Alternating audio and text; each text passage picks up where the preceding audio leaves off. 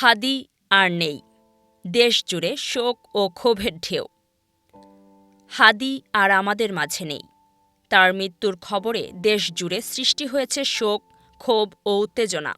সাধারণ মানুষের পাশাপাশি বিভিন্ন শ্রেণী-পেশার মানুষ এ ঘটনায় গভীর শোক প্রকাশ করছেন। বিশেষ করে ছাত্র সমাজের মধ্যে ব্যাপক প্রতিক্রিয়া লক্ষ্য করা যাচ্ছে।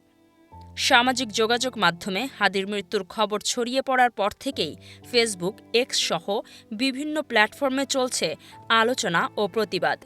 অনেকেই এই মৃত্যুকে মেনে নিতে না পেরে বিচার দাবি করছেন এবং দায়ীদের দ্রুত গ্রেফতারের আহ্বান জানাচ্ছেন। এদিকে ছাত্র জনতা হাদির মৃত্যুর প্রতিবাদে একের পর এক কর্মসূচি ঘোষণা করেছে। বিভিন্ন শিক্ষা প্রতিষ্ঠানে বিক্ষোভ মিছিল, প্রতিবাদ সমাবেশ এবং অবস্থান কর্মসূচির মাধ্যমে তারা ক্ষোভ প্রকাশ করছে। আন্দোলনকারীরা বলছেন, ন্যায় বিচার নিশ্চিত না হওয়া পর্যন্ত তাদের কর্মসূচি চলবে। হাদির মৃত্যু শুধু একটি ব্যক্তির প্রস্থান নয়, এটি দেশের বিবেককে নাড়া দিয়েছে বলে মন্তব্য করেছেন অনেক সচেতন নাগরিক।